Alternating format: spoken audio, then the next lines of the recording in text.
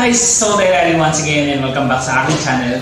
Kung bago ka pa lang, huwag kalimutan mag-subscribe and click the notification bell para lagi kayong updated sa mga bagong upload natin na video. Ayan guys, so for today's vlog, we're going to cook steak with creamy garlic shrimp. Ayan, isa sa pinaka magandang part ng beef ito, yung rib eye. Meron kasi dalawang part ng beef na ginagamit for steak, which is the sirloin and ito, yung rib eye. Sila yung pinakasikat. But kung tatanungin ako kung ano yung healthy, of course yung sirloin. Marami kasing fats ang nandito sa rib eye. Pero kung tatanungin ako, syempre, ang pinakagusto ko itong rib eye. Kasi mas flavorful. Tsaka sa lahat ng steak lover, ito talaga yung hinahanap nila, yung rib eye. Alright guys, so hindi ko na papatagalin. Let's try to cook this amazing dish. Bye-bye!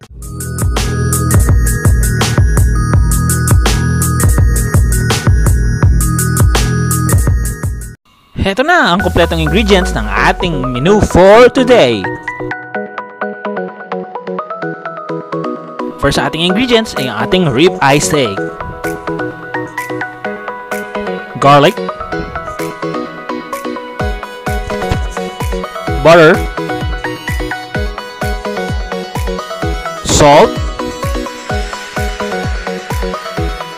pepper, shrimp,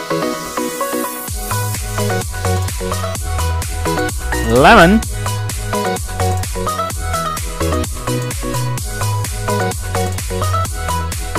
rosemary and basil, parsley, and lastly is heavy cream.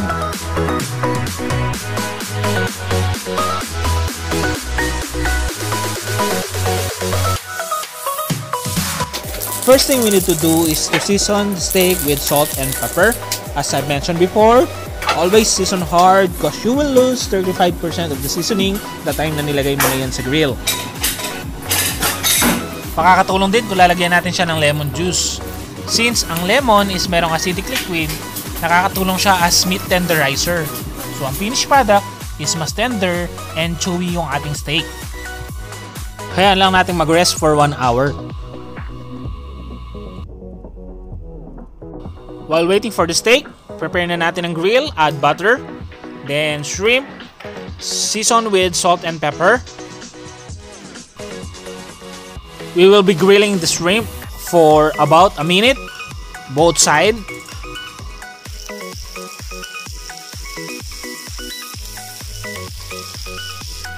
Ayan, pwede yung ating shrimp. So set aside lang muna natin to guys.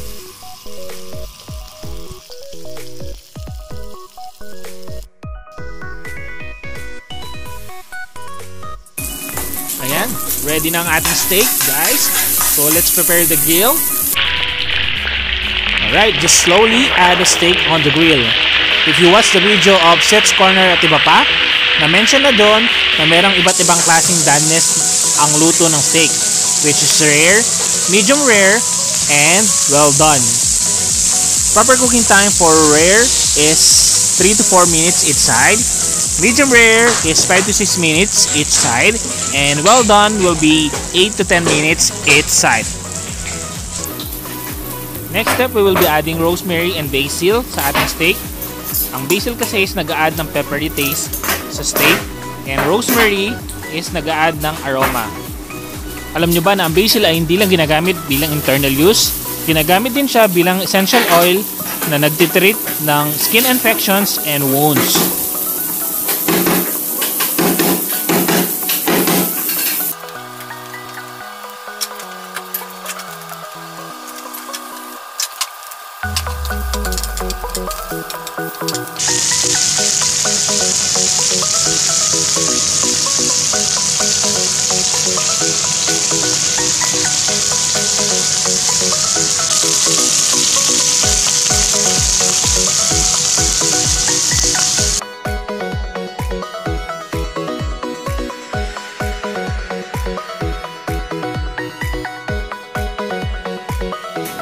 Next step, we'll be preparing the creamy garlic shrimp. Add butter, Make sure na nasa medium flame lang guys since madaling mag-melt or madaling mag-burn ang butter.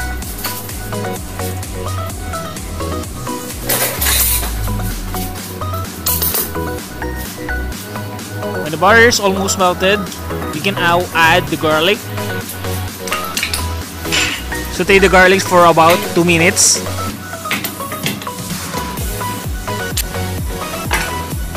Garlic is ready. We can now add the shrimp. Make sure to mix well in order to evenly distribute all the ingredients.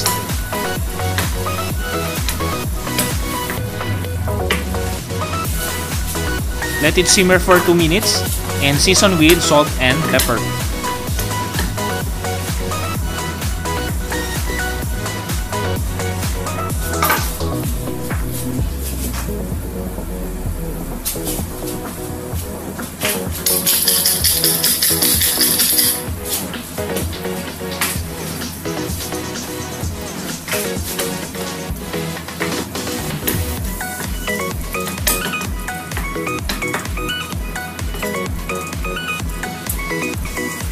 We can now add the heavy cream and 1/4 cup of water.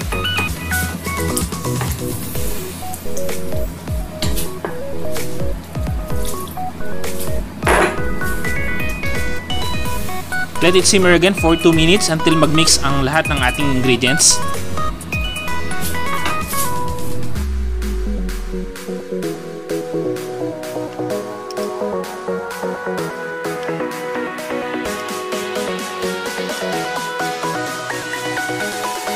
And lastly, we can now add the parsley. Isi-simmer lang natin to for 2 to 3 minutes guys until makuha natin yung smooth consistency ng sauce.